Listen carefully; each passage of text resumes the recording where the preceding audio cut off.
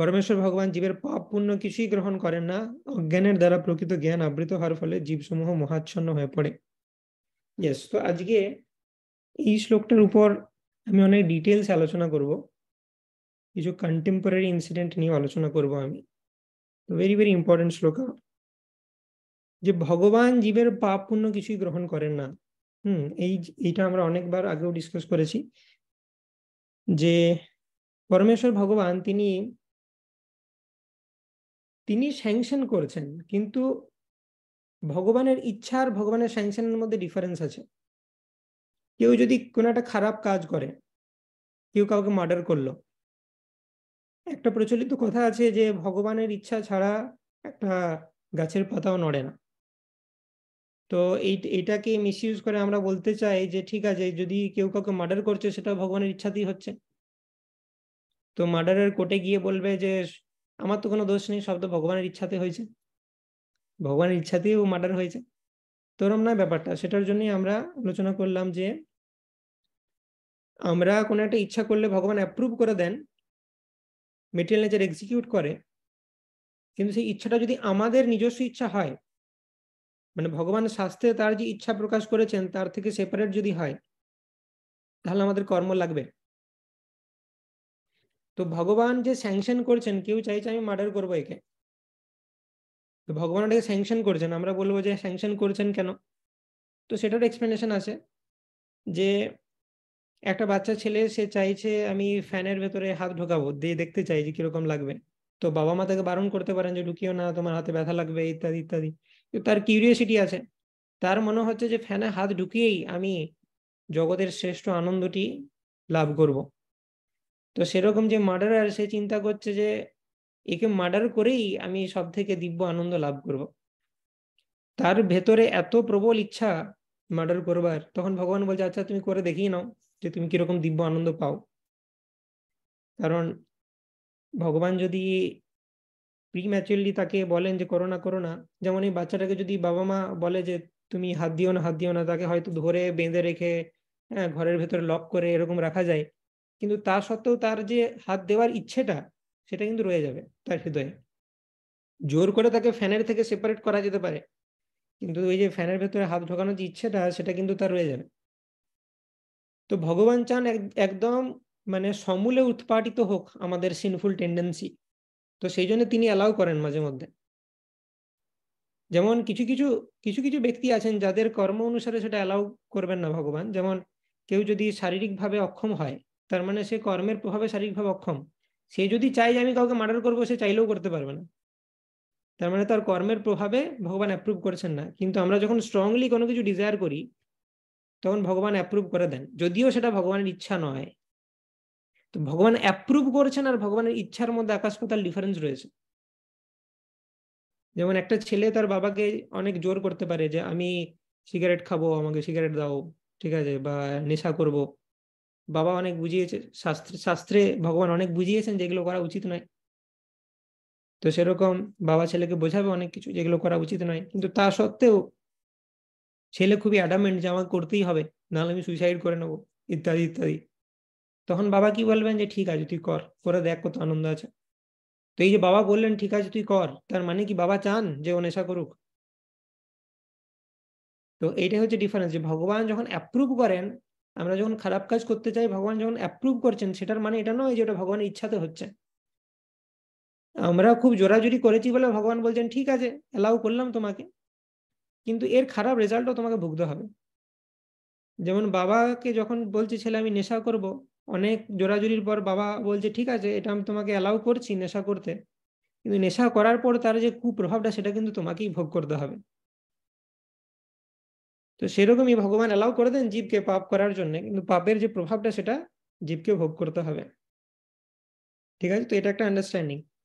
আর একটা আন্ডারস্ট্যান্ডিং হচ্ছে যে বর্তমানে আহ যেমন আমরা এই ত্রিপুরাতে যে রথযাত্রার সময়তে বিভিন্ন ডিভোটিসরা, তাদের একটা অ্যাক্সিডেন্ট হলো, এবং সেখানে ডিভোটিসরা অনেকে প্রাণও হারালেন। ঠিক আছে, তো অনেক সময়তেই আমরা এরকম ঘটনা ঘটতে দেখি আমাদের চারপাশে, যেখানে পরমেশ্বর ভগবানের ভক্তরা তারা বিভিন্ন ইনসিডেন্টে তো তারা বিভিন্ন অ্যাক্সিডেন্টাল ইনসিডেন্টে মারা যাচ্ছে এবং তাদের সাথে খারাপ হচ্ছে। তো অনেকে প্রশ্ন করেছেন যে সেখানে রথযাত্রা জগন্নাথ স্বয়ং উপস্থিত আছেন, তো সেখানে তিনি ভক্তদেরকে বাঁচাতে পারলেন না, তাহলে তিনি কি তাহলে ভগবানের আমরা ভক্তি কেন করব? ভগবানের ভক্তি করেই কি লাভ? তিনি নিজের ভক্তকে বাঁচাতে পারছেন না। তো এই সম্বন্ধে অনেক কিছু ডাউট ক্রিয়েট হচ্ছে। তো এই জিনিসটা আমাদের খুব ভালোভাবে বুঝতে হবে। এবং সত্যি সিচুয়েশনে চ্যালেঞ্জিং, অনেকেরই ফেথ শেক হতে পারে, কিন্তু আমরা যদি ম্যাচিওর হই, আমরা যদি জিনিসটা বুঝি যে ভগবান কি করছেন কি করছেন না, তাহলে আমরা এটা বুঝতে পারবো প্রকৃত জ্ঞানের আলোকে। আমি একটু এক্সপ্লেন করার চেষ্টা করব যে কি ঘটছে এখানে। তো এখানে যে অনেকজন ক্লেম করছেন যে পরমেশ্বর ভগবান তাদেরকে বাঁচাতে পারলেন না, তো এটার কি কারণ? প্রথম কথা হচ্ছে কি, ভগবান পারেন না এমন কিছু নাই। তো ভগবান বাঁচাননি তাদেরকে, তার মানে হচ্ছে তিনি বাঁচানোর চেষ্টাই করেননি। এটা প্রথমে বুঝতে হবে। ভগবান যদি চেষ্টা করতেন তাদেরকে বাঁচানোর, তারা বেঁচে যেতেন। তো ভগবান চেষ্টাই করেননি তাদেরকে বাঁচানোর। তার প্রথম কারণ হচ্ছে আমরা যেমন দেহ দেহ দেহ দেহ দেহ, পুরো দেহ কনসাস, দেহটাই সব। ভগবানের লেভেলে ভগবান এরকম নন। ভগবান ভাবছেন হ্যাঁ দেহটাকে বাঁচিয়ে কি লাভ, আর দেহটা যদি চলেও যায় তাতেই বা কি লস। সেটাই পুরো ভগবদ গীতার সেকেন্ড চ্যাপ্টারে ভগবান বলেছেন যে দেহটা চলে গেলেই বা কি, দেহ পরিবর্তন হচ্ছে জাস্ট আত্মার জন্য একটা ড্রেস চেঞ্জ। বাসাংসি জীর্ণানি যথা বিহায় নবানি গৃহণাতি নরোপরানি তথা শরীরানি বিহায় জীর্ণানি अन्यानि संयाति नवानि देहि देहिनोऽस्मिन् যথা দেহে কৌমারম যৌবনম জরা তথা দেহান্তরো প্রাপ্তির ধীরস্তত্র না মুহ্যতি। ধীর ব্যক্তি এতে বিচলিত হন না। মৃত্যু বা দেহ চেঞ্জ এগুলো কোনো বিশাল বড় ব্যাপার নয়, আমাদের কাছে বড় ব্যাপার হতে পারে, কিন্তু এগুলো কোনো বড় ব্যাপার নয়। একদিন না একদিন তো কোনো না কোনো কারণে তাকে মারা যেতেই হতো, ঠিক আছে? এমন তো নয় যে ভক্তি করা উদ্দেশ্য, ভক্তি আমরা এই জন্য করছি যে চিরকাল এই মেটেরিয়াল ওয়ার্ল্ডে থাকবো, বরং ভক্তি আমরা এই জন্য করছি যে যত তাড়াতাড়ি এখান থেকে পালানো যায় সেই কারণে। তো মৃত্যু সবার একদিন না একদিন আসবেই। তো সেই মৃত্যুটা অ্যাক্সিডেন্টের থ্রু দিয়ে আসুক, কি পিসফুলি আমি শয্যাতে শুয়ে মারা যায়, কি ডিফারেন্স, কি কি এসে যায়? মানে পিসফুলি মরে আমি কি অ্যাটেন্ড করব, এই কোয়েশ্চেনটা প্রথমে করা উচিত আমাকে। মানে আমরা যে এত কমপ্লেন করছি যে কেন ভগবানের ভক্ত অ্যাক্সিডেন্টে মরে গেল, তার প্রথম কোয়েশ্চেন মানে তুমি কি এক্সপেক্ট করো যে ভগবানের ভক্ত কোনোদিনই মরবে না? বলে না, মরবে তো একদিন বটেই, কিন্তু অ্যাটলিস্ট ভালোভাবে মরুক। তো আমার সেকেন্ড কোয়েশ্চেন, ভালোভাবে মরে লাভটা কি? ভালোভাবে মরি আর আমি অ্যাক্সিডেন্টে মরি, ডিফারেন্সটা কি? প্রথমে এটা চিন্তা করা উচিত একদম বেসিক লেভেলে। কোনো ডিফারেন্স নাই, ভগবদ্ধাম গেলেই হলো, ভগবান আমাদের টেক কেয়ার করলেই হলো। আর ভগবান আমাদের চেতনাটাকে সবসময় প্রোটেক্ট করবেন, বডিকে প্রোটেক্ট করতেও পারেন নাও পারেন, কারণ বডিটা অত কিছু ম্যাটার করে না। যেমন বাবা মা একটা ছেলেকে, সে যদি জলে ডুবে যায় তাকে অবশ্যই বাঁচাবে, কিন্তু ছেলের জামাটা ছিঁড়ে গেল কি রইলো সেটা অতটা ম্যাটার করে না, ঠিক আছে? মানে তাকে জল থেকে বাঁচাতে গিয়ে যদি জামাটা ছিঁড়ে জলে পড়েও যায় তাতেও কিছু এসে যায় না বাবা মার, রাইট? সে ছেলেটাকে নিয়ে কনসার্ন। তো সেই রকমই ভগবান সোলকে নিয়ে কনসার্ন। এবারে জামাটা ছিঁড়লো কি, ওকে বাঁচানো গেল কি গেল না, ভগবান চাইলে বাঁচাতে পারেন, কিন্তু অনেক সময় দরকার থাকে না এই জামাটাকে বাঁচানোর, এই দেহটাকে বাঁচানোর। তো প্রথম হচ্ছে এটা কারণ যে যে কোনো ভক্ত যে ইনসিডেন্টই মারা যাক তার চেতনা সবসময় কনজার্ভ থাকবে। অ্যাক্সিডেন্টে মারা গেলেও সে যখন পরের বার জন্ম নেবে, সুচিনাম শ্রীমতাম গেহে যোগ ভ্রষ্ট অভিজায়াতে, সে যদি অর্ধেকটা যোগ করে মারা গেছে তাহলে তাকে ভালো পরিবারে জন্ম দেবে ভগবান। আর সে যদি অনেকটা অ্যাডভান্সড হয়ে মারা যাচ্ছে তাকে বৈষ্ণব পরিবারে জন্ম দেবে। আর সে যদি পারফেক্টেড সোল হয়ে মারা যাচ্ছে, যেমন আমাদের হিজ হোলিনেস প্রভুপাদের ডিসাইপল তমাল কৃষ্ণ গোস্বামী মহারাজ, তিনিও কার অ্যাক্সিডেন্টে মারা গেছিলেন, তো তিনি পারফেক্টেড সোল, তিনি ভগবানের ধামে যাচ্ছেন। তো ভক্ত যে লেভেলে আছে, মারা যাবার পর সে তার থেকে বেটার লেভেলে যাবে। এবারে সেই মারা যাচ্ছিটা আমি অ্যাক্সিডেন্টে না আমি পিসফুলি খুব সুন্দরভাবে ভক্তদের মাঝে বসে মরছি, সেটাতে বিরাট কিছু ডিফারেন্স এসে যায় না, প্রথম কথা। তো ভগবান এমন কিছু খারাপ করে দেননি, এটা প্রথমে বুঝতে হবে। ওকে, এরপরে আমরা ফার্দার ডিসকাস করব যে অনেক সময়তে আমি দেখতে পাচ্ছিলাম, আমি এটা কেন বললাম, কারণ আমি আমি ভাবছিলাম যে এই বিষয়টা নিয়ে বলা উচিত কিছু, কারণ অনেক ডিভোটিরই ফেথ শেক হতে পারে। তো আমি আরো ট্রিগার্ড হলাম একজনের এক্সপ্লেনেশন দেখে, যে একজন এটাকে এইভাবে এক্সপ্লেন করছেন যে মহাভারতে অভিমন্যু যখন মারা যাচ্ছিল, মানে মারা গেছিল, এই চক্রব্যূহে প্রবেশ করে অভিমন্যু যখন মারা গেছিল, তো সেই সময় ভগবান নাকি বলেছিলেন যে দেখো, এই মৃত্যুকে আটকানো আমারও ক্ষমতায় নাই, এটা বিধাতার হাতে। তো মানে এই যে যারা এক্সপ্লেনেশন গুলো করেছেন তাদের ভগবান সম্বন্ধে কোনো আইডিয়াই নেই। ঈশ্বর পরমা কৃষ্ণ সচ্চিদ আনন্দ বিগ্রহ, তারা বলতে চাইছেন দেখো, কর্মের নিয়ম অনুসারে সবার মৃত্যু আসবে, সেটাকে খণ্ডন করা আমারও ক্ষমতায় নেই। এটার মানে কি, যে কর্মের নিয়মটা ভগবানের উপরে, সেটা ভগবানের যে ডেফিনেশন সেটাকেই ভায়োলেট করছে। ভগবানের ডেফিনেশনই হচ্ছে তার উপরে আর কেউ নাই। ईश्वर परम कृष्ण सच्चिदानंद विग्रह अनादिर आदि गोविंद सर्व कारण कारणम जन्मदस्य जतन्वयादितरतश्च अर्थेषु अभिज्ञ स्वराट् तेने ब्रह्म हृदय आदि कवये मुह्यन्ति यत् सूरया तेजो वारिमिदं यथा विनिमयो यत्र त्रिसर्गो मृषा धाम्ना स्वेन सदा निरस्तकुहकं सत्यम परम धीमहि। তো ভগবানের ডেফিনেশনটাকে ভায়োলেট করছে। আর এই যে যা হোক একটা টার্ম বলে দিচ্ছে, কখনো বিধাতা কখনো কর্ম। যে বিধাতা মানে কি, মানে ব্রহ্মা।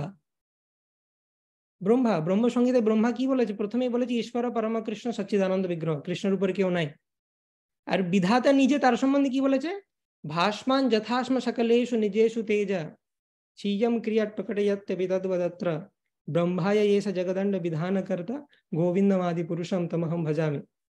ব্রহ্মা কি বলছে, যে কৃষ্ণ অরিজিনাল সূর্য, আর আমি হচ্ছি সূর্যকান্ত মণি, আমার নিজের কোনো আলো নাই, সূর্যের আলোটাকে আমি রিফ্লেক্ট করি। তো ব্রহ্মা নিজে ক্ল্যারিফাই করছে সেই বিধাতা তার পজিশন। আর এখানে যে কেউ এসে বলে দিচ্ছে যে কৃষ্ণ নাকি বলছে আমারও হাতে না, এগুলো সব বিধাতার হাতে। তো এইগুলো সম্পূর্ণ বেসলেস।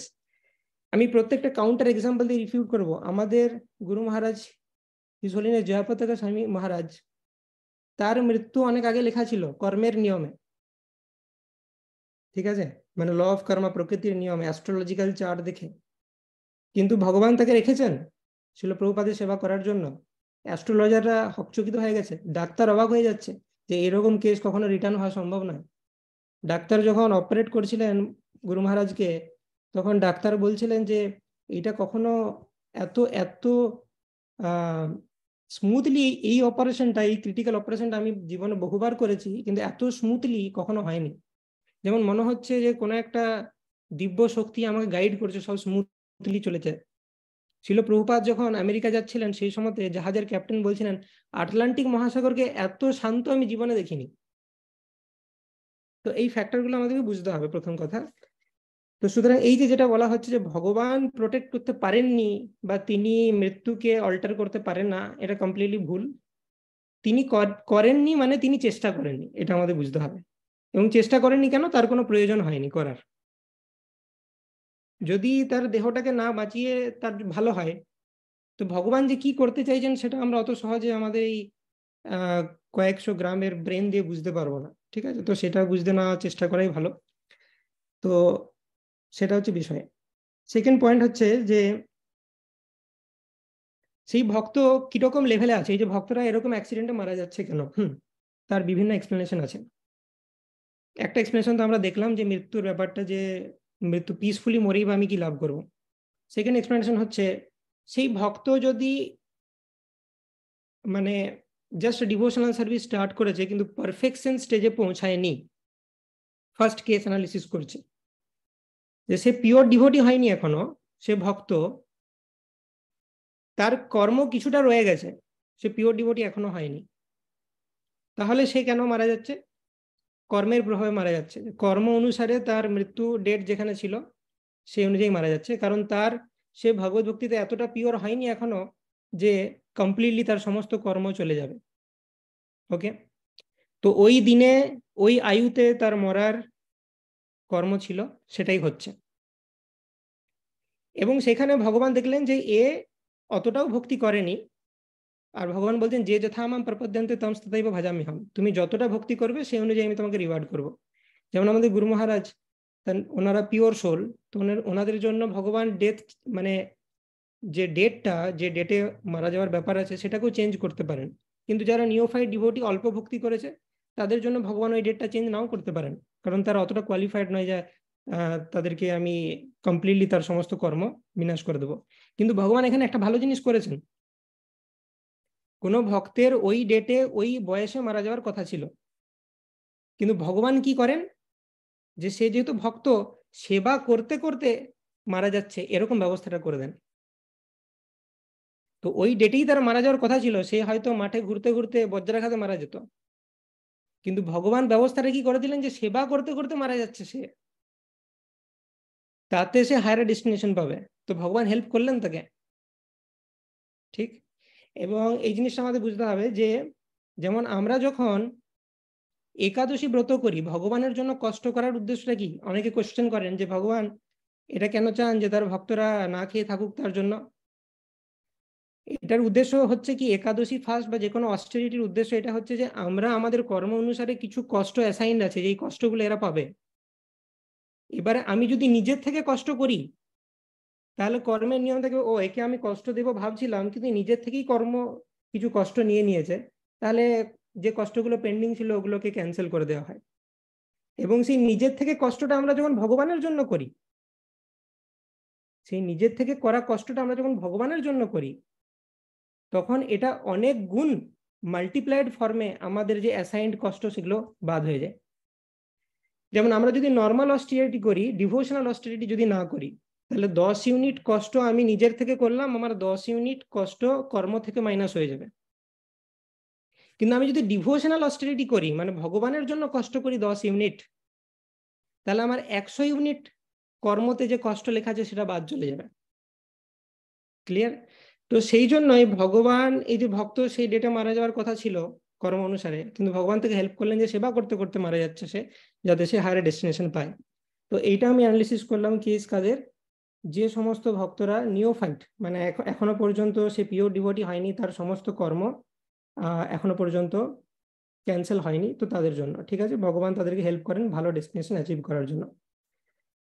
ওকে, এরপর পিওর ডিভোটিদের ক্ষেত্রে এটা কেন হয়, সেই কেসটা একটু কমপ্লিকেটেড।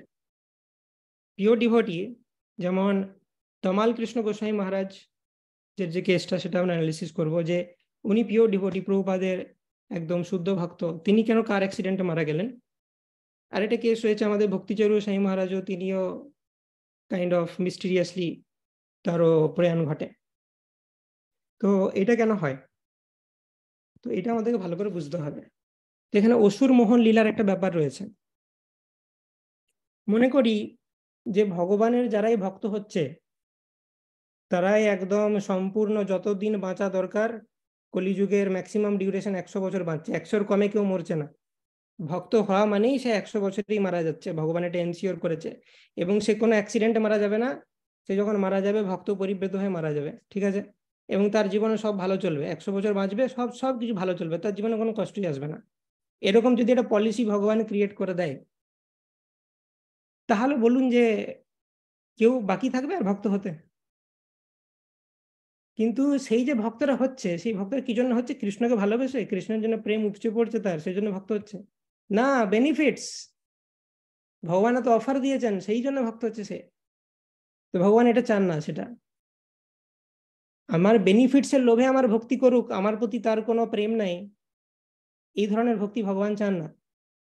তো ভগবানকে মাঝে মধ্যে নিউট্রালাইজ করতে হয় জিনিসটা, প্রবাবিলিটিটা 50-50 রাখতে, যাতে লোক কনফিউজড হয়ে যায় যে ভক্ত হয়ে সত্যি কি লাভ আছে কোনো। কারণ মানুষের মাথায় যদি একবার এটা ঢুকে যায় যে ভক্ত হয়ে লাভ আছে, এই লাভের জন্য ভক্তি করি, এটা ভগবান চান না।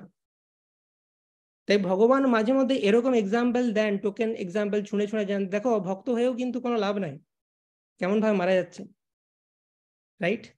তো ভগবান এই প্রবাবিলিটিটাকে 50-50 করার জন্য, যাতে কেউ লাভের জন্য ভক্তি না করে, কেউ আমাকে ভালোবেসেই ভক্তি করে, সেই কারণে ভগবান মাঝে মাঝে তার পিওর ডিভোটিদেরকে এরকম সিচুয়েশনে ফেলেন। এরপর পিওর ডিভোটিদেরকে তিনি কেন এরকম করেন? কারণ তারা নিজের লোক, তাদের সাথে যা খুশি করতে পারেন, তারা কিছু মাইন্ড করবে না। অনেক সময় আমরা লোকদের সাথে খুব ভালো ব্যবহার করি, হ্যাঁ খুব ভালো ইত্যাদি ইত্যাদি, কিন্তু ঘরে এসে বাবা মার সাথে একদম এই তুমি যাও তো, এরকম যাও একটা কিছু বিহেভ করি। কেন? কনফিডেন্স আছে যে আমি যাই বলি কিছু মনে করবে না এরা। তো ভগবানের সাথে পিওর ডিভোটিদের রিলেশন এরকম যে ওকে আমি যে অবস্থাতেই মারি ও কিছু বলবে না। ঠিক আছে, তো ভগবানের কনফিডেন্স আছে পিওর ডিভোটিদের। শ্রীমদ্ ভাগবতমের 6th ক্যান্টোতে একটা প্রমিনেন্ট এক্সাম্পল রয়েছে যে ইন্দ্র যখন তার গুরু বৃহস্পতিকে অফেন্ড করে, ইন্দ্র স্বর্গরাজ্য থেকে বিতাড়িত হয়। গুরুর প্রতি অফেন্সের প্রভাবে সে অনেক উইক হয়ে যায় এবং ডিমনরা, দৈত্যরা অ্যাটাক করে স্বর্গ অধিকার করে নেয় এবং স্বর্গ থেকে বিতাড়িত করে। তো সেই সময়তে ইন্দ্র আরেকটা গুরু নিয়েছিল যার নাম বিশ্বরূপ। ঠিক আছে, তো তাকেও হত্যা করে দেয় সে কোনো একটা কারণে, সেটা শ্রীমদ্ ভাগবতম যখন আমরা বলবো তখন জানবো, আমি ডিটেলসে যাচ্ছি না। তো এই সমস্ত করার পর দিয়ে তাকে বলা হয় যে এই বিশ্বরূপ যাকে হত্যা করে সেকেন্ড গুরু ইন্দ্রের, বিশ্বরূপের পিতা ছিলেন ত্বষ্টা। তো ত্বষ্টা তখন ঠিক করে ইন্দ্র আমার ছেলেকে মেরেছে, আমি ইন্দ্রকে হত্যা করব। তো তার জন্য সে যজ্ঞ করে। যজ্ঞ করতে গিয়ে সে যজ্ঞে এমন একটি সন্তান উৎপাদন করতে চাইছিল যে ইন্দ্রকে মারবে, কিন্তু মিসপ্রোনাউন্সিয়েশন হয়, ওয়ার্ডগুলো একটু চেঞ্জ হয়ে যায়, দিয়ে একজন এমন সন্তান উৎপন্ন হয় যাকে ইন্দ্র মারবে। তো সেই সন্তানের নাম হয় বৃত্রাসুর। তো এই বৃত্রাসুর হচ্ছে ভগবানের শুদ্ধ ভক্ত। চিত্রকেতু মহারাজ ছিলেন প্রিভিয়াস লাইফ টাইমে, কিন্তু সে অসুর রূপে জন্মগ্রহণ করেছে পার্বতী দেবীর একটা অভিশাপে। অনেক কিছু কমপ্লিকেটেড আছে এখানে, মেইন জিনিসটা আমি বলতে চাইছি। তো বৃত্রাসুর বলে একজন অসুর আছে, সেই ভগবানের পিওর ডিভোটি। তার সাথে ইন্দ্রের ফাইট হবে, দিয়ে সেই বৃত্রাসুর মারা যাবে। তো এটা হচ্ছে ব্যাপার। কিন্তু বৃত্রাসুর যখন তৈরি হয়েছে যজ্ঞ থেকে, সে ত্রিভুবন কাঁপিয়ে দিচ্ছে। তো সেই সময়তে ডেমিগডরা সব ভগবানের কাছে যায়, ভগবানের কাছে গিয়ে প্রে করছে, ভগবান আমাদেরকে বাঁচাও প্লিজ, আগে অনেকবার বাঁচিয়েছো, এবার আরেকবার বাঁচিয়ে দাও। ভগবান অ্যাপিয়ার হয়ে বলেন যে খুব ভালো, তোমরা খুব সুন্দর প্রেয়ার করলে, কিন্তু এই তোমাদেরকে বাঁচানো ছাড়া আর কিছু যে বললে না তোমরা, মানে ভক্তি টক্তির কোনো ব্যাপার নাই, লাইন বাঁচিয়ে দাও জাস্ট। ভগবান সত্যি এরকম বললেন, একটু একটু ওদেরকে মানে হালকা করে ঠুকলেন ডেমিগডদেরকে, যে এই জন্যই তোমাদেরকে ভাল লাগে না, মিশ্র ভক্ত তোমরা, যখন বিপদে পড়ো তখন মনে পড়ে আমাকে। তো ঠিক আছে, এসছো যখন বাঁচিয়ে দেবো না, ও সলিউশন বলছি। সলিউশন হচ্ছে, যাও আমার একজন ভক্ত আছে দধিচি, দধিচির কাছে যাও, তাকে গিয়ে বলো যে আপনাকে মরতে হবে। ঠিক আছে, তাকে ডাইরেক্ট গিয়ে বলো আপনাকে মরতে হবে, যে আপনার যে অস্থি আছে সেইটা আমি নিয়ে বিশ্বকর্মাকে দেবে, দিয়ে বজ্রা বানাবে, তো সেই বজ্র দিয়ে তোমার বৃত্তাসুরকে মারবে। তো ভগবানের কাছে মিশ্র ভক্তেরা এলেন, তাদের সাথে বসে ভগবান প্ল্যান করছে দুটো পিওর ডিভোটিকে মারার জন্য। ভালো করে বুঝতে হবে, এই জন্যই Srimad Bhagavatam is very important. Srimad ভাগবতমের এই স্টোরিটা যে বুঝেছে তার কখনো এই ইনসিডেন্টে ডাউট আসবে না। ভগবানের কাছে মিশ্র ভক্ত এলেন, ভগবান প্ল্যান করছেন দুটো পিওর ডিভোটিকে মারার জন্য, একটা দধিচি আর একটা বৃত্তাসুর। তো এটা বুঝতে হবে আমাদেরকে যে তিনি কেন করেছেন। দধিচি আর বৃত্তাসুরকে যখন ভগবান মারার জন্য প্ল্যান করলেন, যখন আলটিমেটলি দধিচিও দিয়ে দিল তার বডি, বললো হ্যাঁ ঠিক আছে বজ্র বানাও, ইন্দ্র সেই বজ্র পেয়ে গেল। বৃত্তাসুর ইন্দ্রকে বলছে যে ইন্দ্র তুমি মারো আমাকে, ভগবানের ইচ্ছা আমি লিবারেট হব, আমি ওয়েট করছি, আমার আমার অস্থির লাগছে আমি কখন লিবারেট হব। ভগবান এত সুন্দর আমার একটা প্ল্যান দিয়েছেন তোমাকে, আমাকে মারার জন্য। ইন্দ্র মারতে ভয় পাচ্ছে, যে অলরেডি আমি বৃহস্পতিকে অফেন্ড করেছি, আরেকটা গুরু তাকে হত্যা করেছি, আবার এ তো দেখছি বৈষ্ণব, আমি যখন তাকে মারতে যাচ্ছি সে তখন ভগবানের নাম জপ করছে, বৃত্তাসুর প্রেয়ার্স করছে, তো ইন্দ্র ভয় পাচ্ছে তাকে মারার জন্য, যে আবার একটা বৈষ্ণবকে মারার অপরাধ করবো কি আমি। বৃত্তাসুর তখন বলছে মারো তাড়াতাড়ি মারো, আমি তাড়াতাড়ি লিবারেট হতে চাই, ভগবান এত সুন্দর প্ল্যান দিয়েছেন আমাকে লিবারেট করার জন্য। তো পিওর ডিভোটিদের কনসিয়াসনেস দেখি আমরা, বৃত্তাসুর কখনোই ভাবছেন না ইস সারা জীবন ভক্তি করলাম আমি, যে ভগবান একটা মিশ্র ডিভোটির সাথে আমাকে মারার প্ল্যান করেছে, এটা কিন্তু বলছে না। সে বলছে যে ভগবান কত সুন্দর প্ল্যান করেছে, যে আমি এতদিন তার বিরহে আছি, ভগবান আলটিমেটলি একটা প্ল্যান করেছেন যে আমি তার অ্যাসোসিয়েশন পাবো স্পিরিচুয়াল ওয়ার্ল্ডে গিয়ে, তাড়াতাড়ি মারো ইন্দ্র, তুমি কি লেট করছো এত। তো this is the response of a mature devotee. তো সেটা আমাদেরকে বুঝতে হবে যে ভগবান ম্যাচিওর ডিভোটিদের সাথে যা কিছু করতে পারেন, কারণ তাদের সাথে ভগবানের আলাদাই আন্ডারস্ট্যান্ডিং রয়েছে। ভগবান দেখলেন যে বৈষ্ণব সমাজ থেকে অবৈষ্ণবদেরকে হাঁটাতে হবে। ভগবান বললেন যে এই কাজটা করা ডিফিকাল্ট, আর একটা শুদ্ধ ভক্তকে ডাকতে হবে যে কিছু মনে করবে না। শিবজিকে বলে, শিবজি এদিকে এসো, দিয়ে বললেন যে শোনো, একটা কাজ করতে হবে, যে কাজের জন্য তুমি সারা জীবন গাল খাবে, ঠিক আছে? শিবজি বলছেন হ্যাঁ ঠিক আছে, আপনার যদি তাতে প্রসন্ন হন তাহলে আমি গাল খেতে রাজি আছি, অসুবিধা নাই। তো বললেন যাও, গিয়ে আমি যে শাস্ত্রগুলো দিয়ে এসেছি সেগুলোকে যা তা ভাবে তুমি এক্সপ্লেন করো, নিজের মন গড়া যা হোক এক্সপ্লেনেশন দাও, দিয়ে আলটিমেটলি বুঝাও যে আমি আমি তোমাকে ভগবান বানিয়ে দেবো, এরকম একটা থিওরি দিয়ে দাও, ঠিক আছে? তো শিবজি বললেন ঠিক আছে, আপনি যেরকম বলছেন সেরকমই করব। এসে তিনি মায়াবাদ প্রচার করলেন, দিয়ে বললেন আমি জীবকে ভগবান করে দেবো, যাদের যাদের ভগবান হওয়ার ইচ্ছা আছে আমার দলে নাম লেখাও। তো এভাবে বৈষ্ণব সমাজ থেকে মায়াবাদীদেরকে সেপারেট করে দিলেন ভগবান। তো সেই জন্য শঙ্করাচার্য সমস্ত বৈষ্ণব আচার্যদের কাছ থেকে গালি খেয়েছেন, কিন্তু সেটা তিনি খেতে রাজি আছেন ভগবানের জন্য। ভীষ্মদেবকে এমন কেউ নাই যে মিসআন্ডারস্ট্যান্ড করে না, সবাই মিসআন্ডারস্ট্যান্ড করছে যে কি জন্য উনি কৌরবদের পক্ষে গেলেন, এদিকে নাকি ভগবানের বিরাট শুদ্ধ ভক্ত, আবার ওদিকে তো কৌরবদের দিকেই পড়ে আছে সবসময়তে। এমনকি যখন ভীষ্মদেব যুধিষ্ঠির মহারাজকে শিক্ষা দিচ্ছিলেন বিভিন্ন ধর্মতে, রাজধর্ম ইত্যাদি সমাজ ধর্ম, তখন দ্রৌপদী তো হাসছিলেন খিলখিল করে যে এই লোকটা আবার নাকি শিক্ষা দিচ্ছে। আমার যখন বস্ত্রহরণ হচ্ছিল তখন এর ধর্ম কোথায় ছিল, সে নাকি আবার ধর্মের বিষয়ে শিক্ষা দিচ্ছে, হাহা। তো এই সমস্ত জিনিসও সহ্য করেছেন ভীষ্মদেব শুধুমাত্র ভগবানের সন্তুষ্টির জন্য।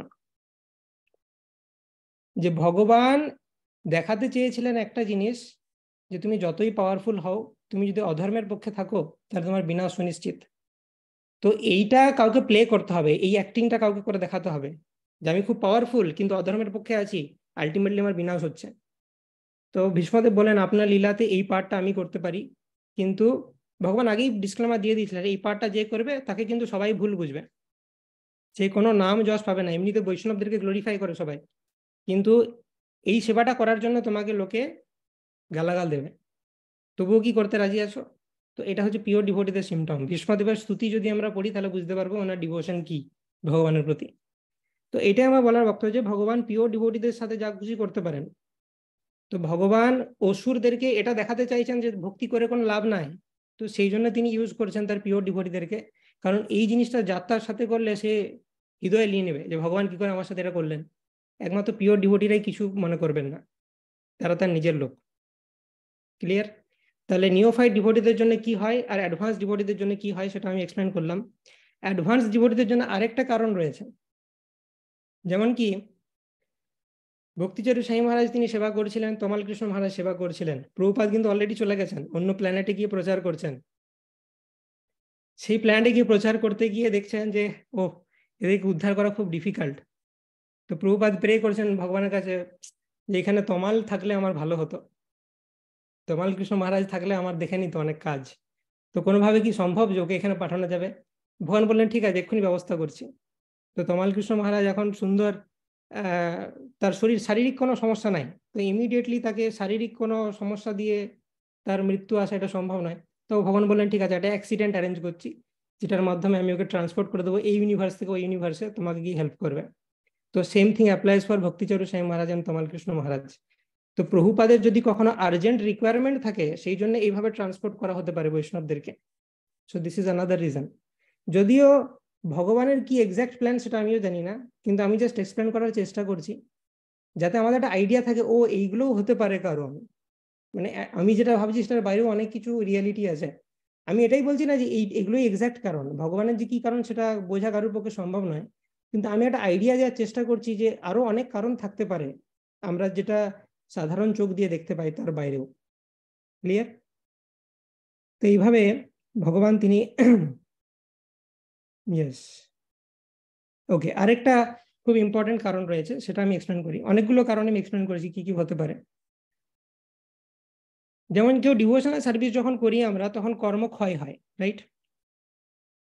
বা সেই কর্মটা যখন কমপ্লিটলি ক্ষয় হয়ে যায় আমরা ভগবত ধামে যাব। তো মনে করো আমাদের 37 ইউনিটস কর্মা রয়েছে। ওকে, ভালো করে মন দিয়ে ম্যাথমেটিক্যাল এক্সপ্লেনেশন। 37 ইউনিটস কর্মা রয়েছে। আমি এটা এক্সাম্পলের জন্য বলছি, আমাদের কোটি কোটি ইউনিটস কর্মা রয়েছে, কিন্তু আমি ধরে নেব যে 37 ইউনিটস কর্মা রয়েছে, এবং প্রত্যেকটা লাইফ টাইমে আমি ভক্তি করছি, 7 ইউনিটস করে কর্মা বাদ যাচ্ছে। ক্লিয়ার? তাহলে 37 ইউনিটস কর্মা, সেটার থেকে এক জন্ম পর হয়ে গেল 30, সেকেন্ড জন্ম পর হয়ে গেল 23, থার্ড জন্ম পর হয়ে গেল 16, ফোর্থ জন্ম পর হয়ে গেল 9। আর কটা লাইফ টাইম লাগবে? প্রতি জন্মে 7 করে মাইনাস হচ্ছে, আর কটা লাইফ টাইম লাগবে? আর 2টো লাইফ টাইম লাগবে, কারণ একটা জন্মে 7 যাবে আর একটা জন্মে 2 যাবে। তো ভগবান ভাবলেন যে এই জীবের সাথে আমি কতদিন বিরহ অনুভব করছি, এই 9 ইউনিট কর্ম যে মাইনাস হচ্ছে, একটা লাইফ টাইমে 7 যাবে, আর এই 2 বেঁচে থাকতে যে সামান্য, ওইটার জন্য আবার একটা জন্ম নিতে হবে। তো ভগবান বলেন যে না, আমি যা হোক করে এই জন্মেই 9 ইউনিটের মাইনাস করে দেবো। তো এ নর্মাল ভক্তি করে 7 ইউনিট মাইনাস করছে, তো অ্যাডিশনাল যে 2 ইউনিট, সেটা ভগবান এইভাবে মাইনাস করতে পারে যে মৃত্যুর সময় ভক্তকে একটু বেশি কষ্ট দিয়ে তার মৃত্যু হতে পারে। তো আমরা এক্সটার্নালি কি দেখছি, যে ভগবান ভক্তকে কষ্ট দিয়ে মারলো, কিন্তু ভগবানের ইন্টারনাল প্ল্যান কি, যাতে তাকে আরেকটা জন্ম না নিতে হয়, তার অ্যাডিশনাল যে 2 ইউনিট কর্ম আছে সেটাও যেন ক্লিয়ার হয়ে যায়। So this is another reason, যে কারণে হতে পারে যে ভগবানের ভক্তরা মৃত্যুর সময় এক্সেসিভ পেন অনুভব করছে। তো আমরা 2 ক্যাটাগরির ভক্তই দেখেছি। এমন ভক্তও দেখেছি যে ভক্ত অ্যাসেম্বলিতে কীর্তনের মাঝে মারা যাচ্ছে, আবার এমনও ভক্ত দেখেছি যারা অ্যাক্সিডেন্টাল কেসে মারা যাচ্ছে। তো এর পেছনে ভগবানের বিভিন্ন ধরনের কারণ রয়েছে। ওকে, ইয়েস। তো ফাইনাল যে কথাটা আমি বলতে চাই, যে এটা ডেথ রিলেটেড নয়, কিন্তু সবাই সাফার করে এই মেটেরিয়াল ওয়ার্ল্ডে। জড়জাগতিক ব্যক্তিরাও সাফার করে, যারা প্র্যাকটিসিং ডিভোটি সাধক ভক্ত তারাও সাফার করে, আর পিওর ডিভোটি তারাও সাফার করে, কিন্তু তাদের সাফারিংসের মধ্যে ডিফারেন্স রয়েছে। জড়জাগতিক ব্যক্তিরা কর্মের নিয়মে সাফার করে, তারা নিজেদের কর্মের জন্য সাফার করে। যারা সাধক ভক্ত তারা কেন সাফার করে?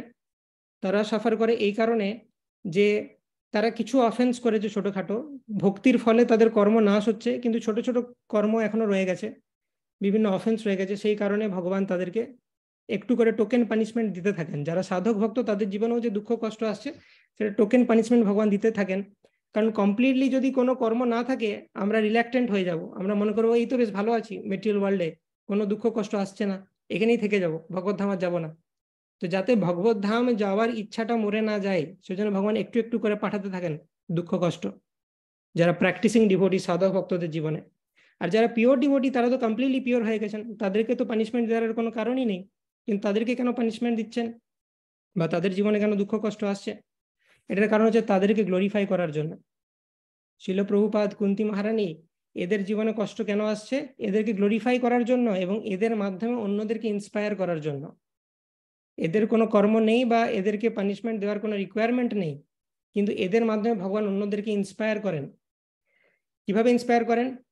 যে প্রভুপাদের জীবনেও কষ্ট এসেছিল, আমার জীবনেও কষ্ট এসেছে, প্রভুপাদের রেসপন্সটা কি আর আমার রেসপন্সটা কি হচ্ছে, এটা দেখে লোককে শেখানোর জন্য যে অত কষ্টের মধ্যেও ভগবানের প্রতি শ্রদ্ধা কিন্তু ছাড়েনি।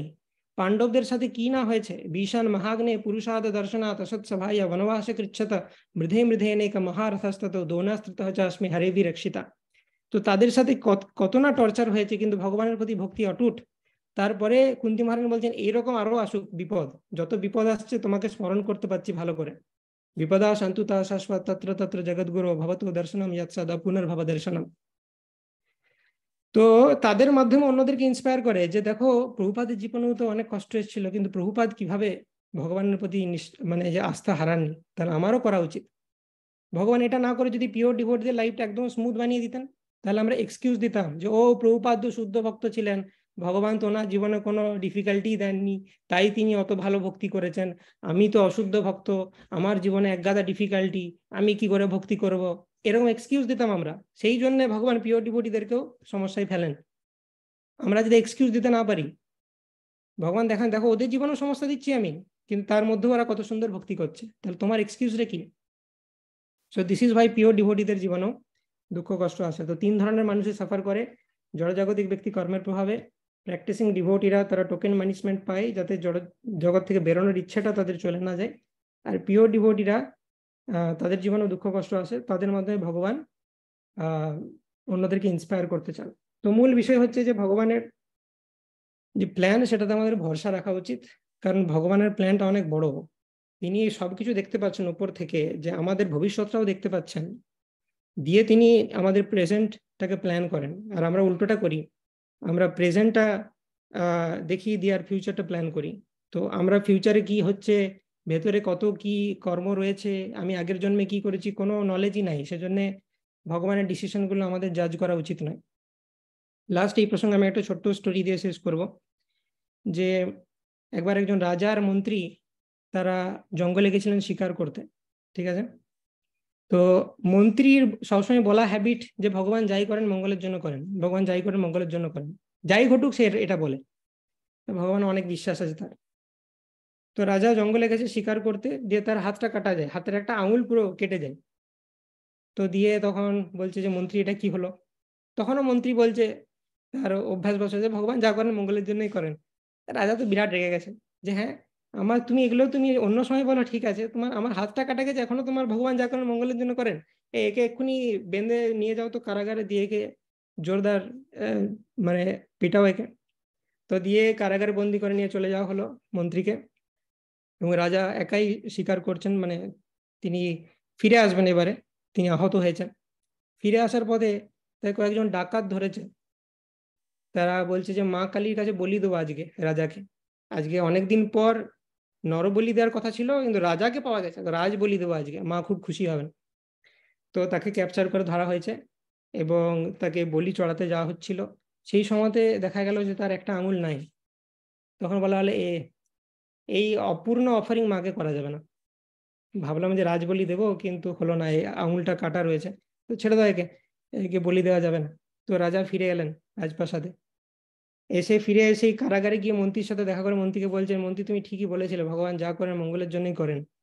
এখন বুঝতে পারলাম, ইমিডিয়েটলি আমি জাজ করছিলাম, কিন্তু একটু পরে আমি বুঝতে পারলাম যে হ্যাঁ সত্যি যেটা করেন মঙ্গলের জন্যই করেন। আমার আজকে যদি আঙুলটা কাটা না যেত তাহলে আমার প্রাণটাই চলে যেত। তো বলছেন যে, তো মন্ত্রী বলছেন দেখলেন আমি বলেছিলাম ভগবান যা করেন মঙ্গলের জন্যই করেন। তো রাজা বলছেন যে সেটা না হয় বুঝলাম, কিন্তু মন্ত্রী একটা কথা বলো, যে তোমার সাথে কি মঙ্গলটা হলো, তুমি তো বিনা দোষে তুমি মার খেয়ে গেলে, আমি তো তোমাকে অনেক পিটানি দিয়ে দিলাম বিনা দোষে। তো মন্ত্রী বলছে আপনি বুঝলেন না আমার সাথে কি ভালোটা হলো, দেখুন আমি যদি আপনার সাথে থাকতাম তাহলে ডাকাতগুলো আমাকেও ধরে নিয়ে যেত, আপনার না হয় আঙুলটা কেটেছিল, আপনাকে তো বলি দিত না, কিন্তু আমার তো কিছু হয়নি, আমাকে বলি দিয়ে দিত। তাহলে বুঝলেন আমার সাথে কি ভালো হলো। তো এই স্টোরিটার এটাই উদ্দেশ্য যে ভগবানের যে কখন কি প্ল্যান সেটা আমরা অনেক পরে গিয়ে বুঝতে পারবো, কারণ তিনি ভবিষ্যৎটা দেখে আমাদের প্রেজেন্টটা প্ল্যান করেন। তাই ফেথ রাখা উচিত ভগবানের প্রতি, আর তার প্ল্যানটা যদি আমরা ফলো করি তাহলে ভবিষ্যতে আমরা বুঝতে পারবো। তো দিস ইজ দ্য সিচুয়েশন, মানে ভগবানের যে কর্ম সেটাকে অত সহজে বোঝা যায় না। ভগবানের জন্ম আর কর্ম যদি আমরা বুঝে যাব তাহলে তো ভগবত ধাম চলে যাব। জন্ম কর্ম চমে দিব্যম এবং ইয়ো বেত্তি তৎপতা ত্যক্তা দেহম পুনর্জন্ম নৈতি মামেতি সর্জনা, এটাকে বোঝা অত সহজ নয়। তো এইভাবে আমরা জিনিসটাকে দেখতে পারি যে ভগবান কেন এই সমস্ত জিনিস করেন। আমি অনেকগুলো কারণ আমি ডিসকাস করলাম। ওকে, ইয়েস। তো এই বিষয়ে কোনো মন্তব্য বা কোনো ডাউট, ফার্দার ডাউট থাকলে আমরা আলোচনা করতে পারি। ইয়েস, শ্যাম হরিপদ প্রভু। হরে কৃষ্ণ প্রভু, দণ্ডবত প্রণাম আপনার শ্রীচরণ কমলে। আপনার যে ব্যাখ্যা আপনি দিলেন প্রভু অতি অপূর্ব। মানে আমি শুনতে শুনতে বুঝছি যে চেতনা কোন পর্যায়ে, কত সূক্ষ্ম, কত পবিত্র হলে এইরকম ভাবনা, মানে এইরকম স্তরে বিরাজ করা যায়। মানে আমাদের দর্শন, আমাদের পূর্ব আচার্যবৃন্দ মানে যে আমাদের জন্য কি রেখে গেছেন, আমরা নেহাতি অপদার্থ, তাই এটাকে বুঝতে পারি না। এত সুন্দরভাবে আপনি ক্লারিফিকেশন করলেন প্রভু, শুধু বুঝতে পারছি যে চেতনাকে কত শুদ্ধিকরণ, কত উন্নত করা যায়। আপনি আমাদের এই ছোট ছোট আপনি যেভাবে ব্যাখ্যা করলেন তাতে করে বুঝতে পারছি চেতনা কে শুদ্ধ করার ক্ষেত্রে আমরা অনেক পিছিয়ে আছি। আপনাকে অনেক ধন্যবাদ প্রভু। তবু একটা কথা, আপনার এত এক্সপ্লেনেশনের পরে যে কথাটা বলবো, এ কথাটা এ কথাটা বোধহয় রেলিভেন্ট নয়, কিন্তু জাগতিক বিচারে একটা কথা আছে, আমি শুধু সেই জন্য বলতে চাইছি যে আমরা একটা কথা শুনেছি, প্রচলিত আছে যে মৃত্যু দেখে বোঝা যায় মানুষটি কেমন ছিল। এই কথাটা আছে। তো আপনি যেরকম এক্সপ্লেনেশন দিলেন তার কাছে তো এই কথাটা কোনো আদৌ কথাই নয় যে মৃত্যু দেখে কিছুই বোঝা যায়। আমরা এতকাল ধরে এই কথাটা চেরিশ করতাম যে হ্যাঁ মৃত্যু দেখে বোঝা যায়। আপনার আজকের এই অসাধারণ মানে ব্যাখ্যা, আলোচনা, সূক্ষ্ম শুনে বুঝলাম যে না এইটা বেসলেস কথা।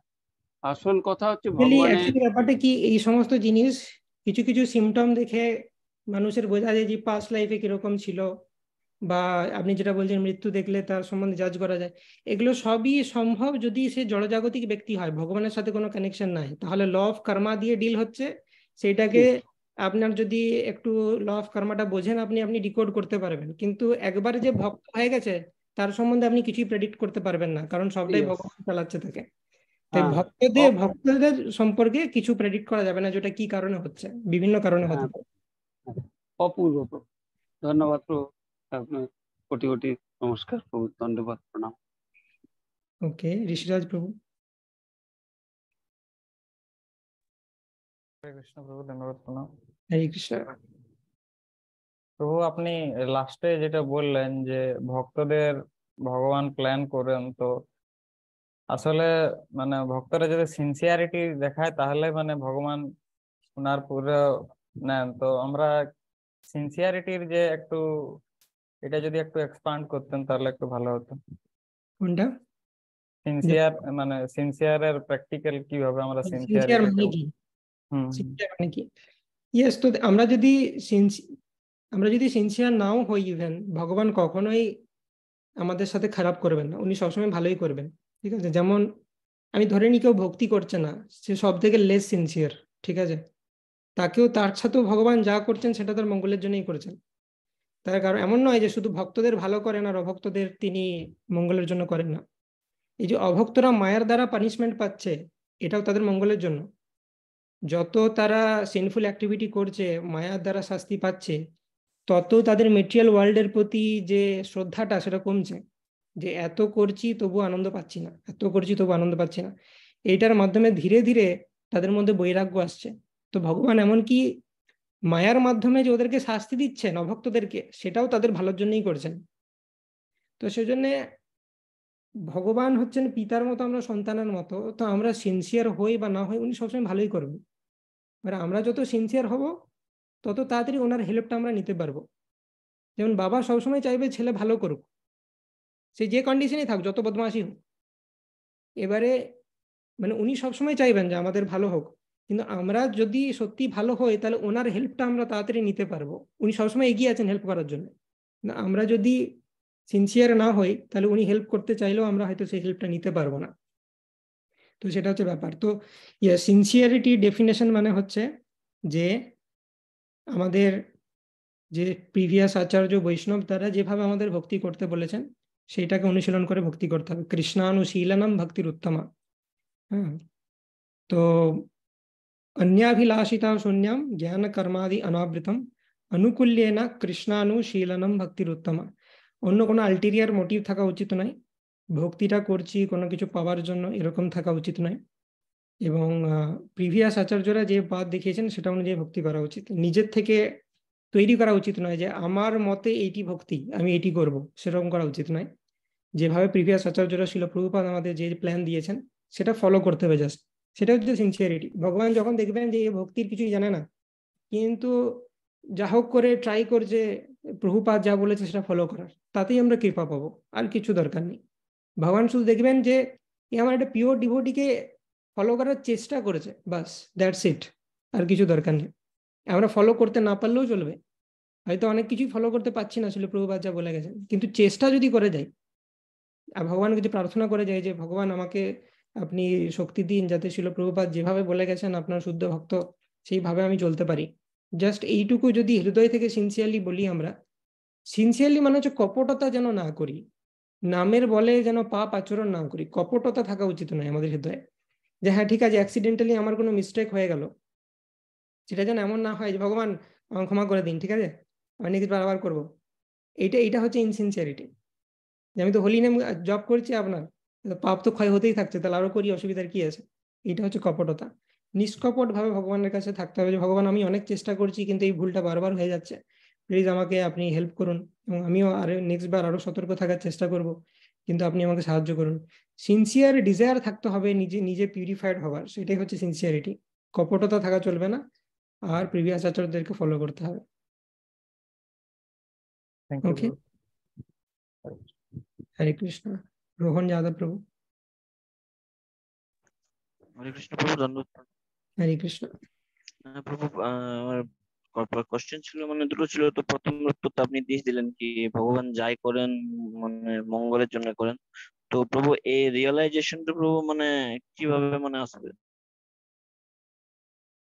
তো আমি যে বিভিন্ন আর একটা কোশ্চেন ছিল প্রভু সাইড কি, করলাম, সেগুলোর উপর কন্টেমপ্লেট করো, তাহলে বুঝতে পারবে। আর ভেতর থেকে রিয়েলাইজেশন তখনই আসবে যখন ভগবান পূর্ণ কৃপা করবেন। তো সেটার জন্য ওয়েট করতে হবে, ভগবানের কৃপার জন্য ওয়েট করতে হবে। অস্থির হলে চলবে না যে কখন আসবে কখন আসবে। এই লোভটা থাকা ভালো, কিন্তু পেশেন্সও থাকতে হবে। ভগবানের কাছে প্রার্থনা করা উচিত যে কখন আমাকে দেবে, সেটার জন্য আমি প্রার্থনা করছি। আবার এটাও থাকা উচিত যে হ্যাঁ, ভগবান যখন ইচ্ছা করবেন আমাকে দেবেন, আমি তাকে জোর করতে পারি না। তিনি স্বরাট, তিনি যেদিন বুঝবেন আমি কোয়ালিফাইড সেদিন বোঝাবেন। আপাতত না বুঝেই আমি করি। তো এই হিউমিলিটিও থাকা উচিত। মানে অনেক সময় আমরা প্রাউড হয়ে যাই, আমি এত ভক্তি করছি, কই এখনো রিয়েলাইজেশন দিচ্ছে না কেন। কখনো প্রাউড হওয়া উচিত নয়। আমাদের বুঝতে হবে কিছুই তো ভক্তি করি না, তো ভগবান কেনই বা দিবেন। তো ভগবানের কাছে প্রার্থনা করা উচিত যে ভগবান যেন ভালো করে ভক্তি করতে পারি, তবে তো রিয়েলাইজেশন পাবো। তো হিউমিলিটি সহকারে আমাদের ভক্তি কন্টিনিউ করা উচিত। এবং মানে ভক্তি কন্টিনিউ করা মানে প্রভুপাদ যে প্ল্যান দিয়েছেন সেটা করতে হবে, আর কিছুই নয়। 16 মালা জপ করা, 4 রেগুলেটরি প্রিন্সিপাল ফলো করা, একাদশী, ভক্ত সঙ্গ, তারপরে বুক রিডিং, হিয়ারিং, এগুলো কন্টিনিউ করে যেতে হবে। আর ভগবানের কাছে প্রার্থনা করতে হবে যে ভগবান আমাকে সাহায্য করুন আপনি প্রতি পদক্ষেপে। সেই জন্যই তো আমি বলি মাঝে মাঝে শ্রীমদ ভাগবত থেকে বা বিভিন্ন স্ক্রিপচার্স থেকে আমাদের প্রেয়ার অফার করা উচিত in the mood of the Vaishnavas. বৈষ্ণবরা যে মুড নিয়ে করেছে, যেমন গজেন্দ্র সুতে গজেন্দ্র যেভাবে বলছেন আমাকে উদ্ধার করুন ভগবান, সেই একই আতুরতা নিয়ে আমরা ভগবানকে প্রার্থনা করতে পারি যে আমাকে উদ্ধার করুন ভগবান।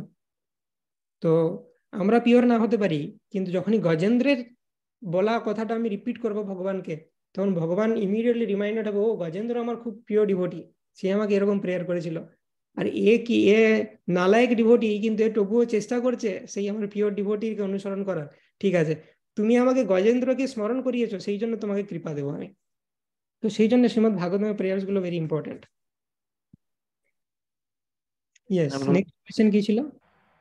প্রভু মানে ব্যাপার হচ্ছে কি, লেকচার তো অনেক শোনা হয়, কিন্তু মানে রিয়েলাইজেশনও হয়, কিন্তু মানে যখন উক্ত সময় হয় মানে অনর্থাস গুলো মানে অ্যাটাক ডাইরেক্ট স্মৃতি কে করে, মানে সেই সময় যেমন মানে ভুলে যায়, যেমন সবকিছু যেমন কাজ করে না। মানে প্রভু এটা মানে কেন হয়, মানে অনর্থ স্মৃতিকে কেন অ্যাটাক করে অনর্থা গুলো? না, বিষয়টা এটা হচ্ছে যে আমি একটা দুটো কি ধরো 100টা লেকচার শুনলাম, মানে এরকম কোনো অ্যালগোরিদম নেই যে ইসকনে আসবে 1 বছরের মধ্যে 100টা লেকচার শুনবে অ্যান্ড দেন অনর্থ নিবৃত্তি হয়ে যাবে, এরকম নয় ব্যাপারটা। তো এটা পুরোটাই ভগবানের কৃপার উপর ডিপেন্ড করে। বা এরকম নয় যে তুমি যেই দিনই 1 কোটি নাম জপ করা সমাপ্ত করলে সেই দিনই তুমি পিওর ডিভোটি হয়ে যাবে, এরকম ব্যাপার নয়। 1 কোটি তো দূরের কথা, আমি কয়েকশো কোটি নাম জপ করে যেতে পারি মিলিয়ন লাইফ টাইম ধরে, তবুও আমি শুদ্ধ ভক্ত নাও হতে পারি।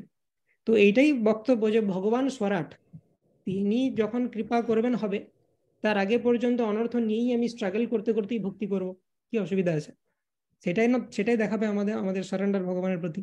যে হ্যাঁ, যেদিন ভগবান আমার প্রতি প্রসন্ন হবেন ইমিডিয়েটলি সব আমার ক্লিয়ার হয়ে যাবে, কিন্তু তার আগে পর্যন্ত আমি যতটা পারা যায় চেষ্টা করব, না পারলে ভগবানকে প্রে করব। মানে এমন এটা এটা এক্সপেক্টেড নয় যে আমি লেকচারে শুনছি, আমি চ্যান্টিং করছি মানেই আমার অনর্থ নিবৃত্তি হয়ে যাবে। আমি এখন প্র্যাকটিসিং স্টেজে আছি, সাধক স্টেজে আমি এটা এক্সপেক্ট করতে পারি না যে আমি পিওর ডিভোটি হয়ে যাবো। তুমি যেটা এক্সপেক্ট করছো সেটা হচ্ছে পিওর ডিভোটির রেজাল্ট। তো সাধক স্টেজে আমরা সেটা এক্সপেক্ট করতে পারি না। কোটি কোটি জন্ম ধরে সেই অনর্থগুলোকে আমরা পালন করেছি, কোটি কোটি জন্ম ধরে সেটাকে খাইয়ে পরিয়ে মোটা করেছি অনর্থগুলোকে। আর আমরা যদি বলি একটা জন্মে 2-3 বছর ভক্তি করে আমি এক্সপেক্ট করছি পিওর ডিভোটি হয়ে যাবো, সেটা তো ঠিক নয়। অ্যাটলিস্ট কোটি জন্ম ভক্তি করা উচিত। কিন্তু প্রভুপাদের কৃপাতে সেই কোটি জন্মটা কমে 1 জন্মতে দাঁড়িয়েছে। তো সেই 1 জন্মটাও আমাদের ধৈর্য সহকারে করা উচিত, 2-3 বছরে অস্থির হয়ে যাওয়া উচিত না। তো যদি না হচ্ছে তো ভগবানকে প্রে করবো, কন্টিনিউয়াসলি প্রে করো, প্রেয়ারের কোনো শেষ নেই। এটা ভাবা উচিত নয় যে অনেক প্রে করেছি তো এখন হচ্ছে না কেন। যেটা প্রে করেছি সেটা ইনসিগনিফিকেন্ট, 2-3 লাইফ টাইম প্রে করেছো, মানে লাইফ টাইমও নয়, সেটা 2-3 বছর প্রে করেছো। আর পাপ করেছি আমরা কোটি কোটি বছর, ইনসিগনিফিকেন্ট প্রেয়ার্স। কোটি বছর প্রে করার পর আমাকে বলো যে হচ্ছে না, তারপরে শোনা যাবে। কোটি জন্ম প্রে করার পর যদি না হয় তাহলে আমাকে এসে বলবে। হ্যাঁ তো সেটা অবভিয়াসলি হবে। তো সেই জন্য আমাদের আমাদের ওইটার ব্যাপারে, আর এই যে পেশেন্স কম কেন হয়, তার কারণ হচ্ছে কি এক্সপেকটেশন। এক্সপেকটেশন রেখো না, তুমি এক্সপেকটেশনটাই রেখো না যে আমি ওই আমার চৈতন্য মহাপ্রভুর মতো পুলক অশ্রু শ্বেদ কম্প এগুলো কোথায় আসছে হলিডেম যখন নিচ্ছি, ওগুলো আমার অনেক পরের ব্যাপার, ওগুলোর জন্য আমি কোয়ালিফাইডই নই। তো কোনো কিছু এক্সপেকটেশন দেখো না, তুমি ভাবো আমি সব থেকে থার্ড ক্লাস ডিভোটি, আমার কোনো রিয়েলাইজেশন হবে না, আমার কোনো অনুরত নিবৃত্তি হবে না, কারণ আমি ভক্তিই করি না কিছু, তো আমার কি করে হবে? তবুও আমি চেষ্টা করছি ভক্তি করার, হ্যাঁ বৈষ্ণবের অ্যাক্টিং করার চেষ্টা করছি। বৈষ্ণব আমি এখন হতে পারিনি, কিন্তু তাদেরকে অনুকরণ করার চেষ্টা করছি। এর মাধ্যমে যদি ভগবান কৃপা করেন তো করবেন, ভগবানের কৃপা ছাড়া আমার আর কোনো গতি নাই। তো এরকম ভাবা উচিত। ধন্যবাদ। এই নিত্য স্মাইতি প্রভু বলছেন প্রার্থনা তো করতেই পারছি না, কৃত্রিম মনে হয় মন দিয়ে হয় না। হ্যাঁ, তো কৃত্রিমই করুন প্রথমে, সেটাই তো বলছি যে আমি ডিভোটি আর অ্যাক্টিং করছি, কৃত্রিমই করুন, তাতেই হবে, চলবে, কোনো অসুবিধা নেই। এই কৃত্রিমটাই বা কজন করে? জড় জগতে সবাই তো সেন্স গ্র্যাটিফিকেশনে মত্ত। ভগবান যখন দেখবে যে হ্যাঁ পাচ্ছে না, তবু কৃত্রিম ভাবে করার চেষ্টা করছে, তখন ভগবান কৃপা করবেন। তো সবসময় আমাদের লেভেল থেকে স্টার্ট করা উচিত, এমন ভাবা উচিত যে পিওর ডিভোটিরা যেভাবে অফার করে সেভাবে আমি করব। সেটা অফার করতে গিয়ে কই আমার তো ভাব আসছে না, ওটা ভাবা উচিত নয়। ভাই পিওর ডিভোটি আমি অনেক দূর, আমি কৃত্রিম ভাবেই করব। আমি গজেন্দ্র যা বলেছি এক্স্যাক্টলি রিপিট করব কিছু না বুঝে, সেটাই করা উচিত আমাদের। বা প্রহ্লাদ মহারাজ যা বলছে সেটা রিপিট করতে হবে আমাদেরকে। ওকে, তো এটা চিন্তা করবেন না যে পিওর ডিভোটির মতো আমার কেন ভাবটা আসছে না, ওগুলো এখন অনেক পরের ব্যাপার। কৃত্রিম ভাবে যা করছেন করে যান, আর ভগবানকে প্রার্থনা করতে থাকুন। এই যে এই যে আপনার মনে ভাবটা আছে যে আসছে না কেন এখনো পিওর ডিভোটির মতো, তার মানে আমি ভক্তি করতে পারছি না, এই দৈন্যতা সহকারে ভগবানকে বলুন যে ভগবান কবে আসবে এই জিনিসটা। কিন্তু কিন্তু আবার অধৈর্য ভাবা চলবে না, আমাদেরকে অপেক্ষাও করতে হবে যে হ্যাঁ আমরা তো কোয়ালিফাইড নই, সেজন্য ভগবান দিচ্ছেন না, যেদিন হব কোয়ালিফাইড দিবেন। সঞ্চিতা মাতাজি। হরে কৃষ্ণ প্রভু, প্রণাম। হরে কৃষ্ণ। মানে যেহেতু ঘরের কেউ প্রথম থেকে ভক্ত ছিল না, সেহেতু একটা মানে হাম্বলনেস যদিও মেকি ভাবে দেখানোর চেষ্টা করছে, কিন্তু এই যে কপটতা, আপনি বললেন যে কপটতা is very danger in our bhakti life. তো মানে হাম্বলনেসটা দেখানোর চেষ্টা করছি, কিন্তু ঘরের লোককে মিথ্যা কথা বলে বলে একটা সেই অভ্যাসে দাঁড়াই গেছে মিথ্যা কথা বলাটা। আর মানে এরকম হচ্ছে যে হয়তো মানে শুধুমাত্র ভাবনা আসছে মা রাখতে পারে, আর একটা মিথ্যা কথা বলে দিচ্ছি, হয়তো যাচ্ছি সেন্টার, বলে দিচ্ছি বাজার থেকে ঘুরে আসছি, হ্যাঁ, আর বেরিয়ে গেলাম, তারপরে মনে হচ্ছে যে মাকে তো মিথ্যে কথা বলে দিলাম, আর এখন মা একটু হলেও ভক্তি করছে, আমার তো তাহলে অপরাধ হয়ে গেল। এই যে কপটতা ভাবটা পুরো ভিতর থেকে আসছে। আর বিশেষ করে মানে ভয়ে অনেক সময় আমার মানে অভ্যাস হয়ে গেছে মিথ্যা কথা বলাটা। তো মাকে বলতে বলতে এমন হয়ে গেছে যে কখনো কখনো হয়তো কোনো ভক্তকে মিথ্যা কথা বলে যাচ্ছে, আর ওই যে মিথ্যা কথাটা বলছি ওইটা আমার মাথার ভেতরে সারাদিন ঘুরতে থাকে যে বলে দিলাম অপরাধ লেগে গেল, বলে দিলাম অপরাধ লেগে গেল। এই যে এটা থেকে কি করে মুক্তি পাবো, মানে মানে মানে ইনজুরির মতন একটা হয়ে গেছে ভেতরে। তো এখানে চাণক্য পণ্ডিত একটা রুল বলছেন যে সত্য মিথ্যা কিভাবে বলা উচিত। সত্যম ব্রুয়াত প্রিয়ম ব্রুয়াত মা ব্রুয়াত সত্যম অপ্রিয়ম প্রিয়ঞ্চ নানৃতম ব্রুয়াত এসা ধর্ম সনাতন। সনাতন ধর্মের কালচার কি? সত্যম ব্রুয়াত, সবসময় সত্য কথা বলা উচিত, প্রিয়ম ব্রুয়াত, কিন্তু সেই সত্যটা যেন প্রিয় হয়, ডাইজেস্টেবল হয়। মা ব্রুয়াত সত্যম অপ্রিয়ম, কারোর মুখের উপরে অপ্রিয় সত্য কথা বলে দেওয়া উচিত নয়, ঠিক আছে। এবং প্রিয়ঞ্চ নানৃতম ব্রুয়াত, আবার প্রিয় মিথ্যা কথা বলা উচিত নয়, এইসব ধর্ম সনাতন। তো তোমাকে একটু ম্যাচিওর ভাবে অ্যানালিসিস করতে হবে যে আমি যে মিথ্যা কথাটা বলছি সেটা কি জাস্টিফাইড এবং সেটা কি দরকার আছে। অনেক সময় তো বলার দরকার হয়, এবং কিছু কিছু শাস্ত্রে ইনজাংশনও রয়েছে যে কিছু কিছু কন্ডিশনে মিথ্যা কথা বলা যায়, যেমন হায়ার পারপাসের জন্য মিথ্যা কথা বলা যায়। যেমন ধরুন কোন একজন ব্যক্তি দাঁড়িয়ে আছেন কোন একটা রাস্তার জাংশনে, ঠিক আছে, দুদিকে ভাগ হয়ে যাচ্ছে রাস্তাটা, এবং একটা গাভী মাতা সে কোন একটা রাস্তা দিয়ে গেছে, আর তার পিছনে পিছনে একটা কসাই ছুটে আসছে তাকে হত্যা করার জন্য। এই কসাই তোমাকে জিজ্ঞেস করছে যে কোন দিয়ে গেল গরুটা, তুমি ক্লিয়ারলি দেখতে পাচ্ছ যে সে তাকে হত্যা করার জন্য জিজ্ঞেস করছে। এবার তোমার কাছে দুটো অপশন আছে, একটা হচ্ছে তুমি সত্যবাদিতার যে ধর্ম সেটাকে মেনটেন করে সঠিক রাস্তাটা দেখিয়ে দাও, আরেকটা তোমার কাছে উপায় আছে যে গাভী মাতাকে রক্ষণ করার যে ধর্ম সেইটাকে রক্ষা করে সত্যবাদিতাকে তুমি মানে বিসর্জন দিয়ে দাও, দিয়ে ভুল রাস্তা দেখিয়ে দাও। তো এখানে সবসময় আমাদেরকে দেখতে হবে কোন ধর্মটা সুপিরিয়র। তো এখানে যেহেতু পরমেশ্বর ভগবানের খুব ডিয়ার গাভী মাতা, তো সেই জন্য আমার এখানে মিথ্যা কথা বলা উচিত, সেটাই ধর্ম। তো সেরকম ভাবেই যেমন ভগবান নিজেও ধর্ম সংস্থাপনের জন্য যুধিষ্ঠির মহারাজকে বলেছিলেন যে দ্রোণাচার্যকে তুমি মিথ্যা কথা বলো, তো কোনো কোনো জায়গাতে জাস্টিফাইড হয়। তো সব থেকে বেস্ট হচ্ছে যে এই কেসগুলো কোনো একজন সিনিয়র ডিভোটিকে দিয়ে সেটাকে অ্যানালাইসিস করানো, যে এই জায়গাতে কি মিথ্যা কথাটা বলা উচিত হয়েছে কি হয়নি, সেটা থেকে শিক্ষা নেওয়া পরের বার। আর মেন বিষয় হচ্ছে যে যদি আমার দরকার হয় তাহলে আমি বলতে পারি। যেমন আমাদের ভয়েসেও যখন আমরা থাকতাম কৃষ্ণ ভক্তি করছিলাম, সেই সময় তো যে সমস্ত স্টুডেন্টরা ভক্তি করতো তাদের বাড়িতে পেরেন্টস তারা ডিভোটি নয়, তাই তাদেরকে বোঝানো ডিফিকাল্ট আছে। তো তারাও যখন যাত্রা বিভিন্ন সময়তে যেত, যেমন সামারের সময় আমাদের এখানে ক্যাম্প হতো, VTW বলে, বৈষ্ণবা ট্রেনিং ওয়ার্কশপ। 21 দিনের পুরো বৈষ্ণবদের মতো ট্রেন করা হতো সকাল থেকে রাত পর্যন্ত বৈষ্ণব স্কেডিউলে। তো ঘরের লোককে বলে আসতে হতো যে আমার এখানে একটা সফটওয়্যার ট্রেনিং ওয়ার্কশপ হবে, এবং যাতে কমপ্লিটলি সেটা মিথ্যে কথা বলা না হয় সেজন্য সত্যি একটা সফটওয়্যার ট্রেনিং ওয়ার্কশপ অ্যারেঞ্জ করা হতো। সেজন্য STW আর VTW দুটো একসাথে হতো। ভয়েসে খুব ফেমাস এই টার্মটা, STW VTW। যে সকালে সকালে উঠে মঙ্গল আরতি থেকে শুরু করে ভাগবতম ক্লাস, চ্যান্টিং ইত্যাদি পর্যন্ত বৈষ্ণব ট্রেনিং চললো। তারপরে সকাল 8টার সময় প্রসাদ পেয়ে আমরা যেতাম কলেজে, কলেজে ওখানে সফটওয়্যার ট্রেনিং ওয়ার্কশপ চলতো দুপুর পর্যন্ত, বিকেল পর্যন্ত। আবার বিকেলে ভয়েসে ফিরে আসতাম, সেখানে প্রভুপাদের বুক রিডিং, কীর্তন, হ্যাঁ, তো বিভিন্ন বৈষ্ণবা ট্রেনিং চলতো। তো বৈষ্ণবা ট্রেনিং আর সফটওয়্যার ট্রেনিং এটা কম্বাইন্ড ফর্মে চলতো, কিন্তু বাড়ির লোকরা জানতো শুধু সফটওয়্যার ট্রেনিং চলছে।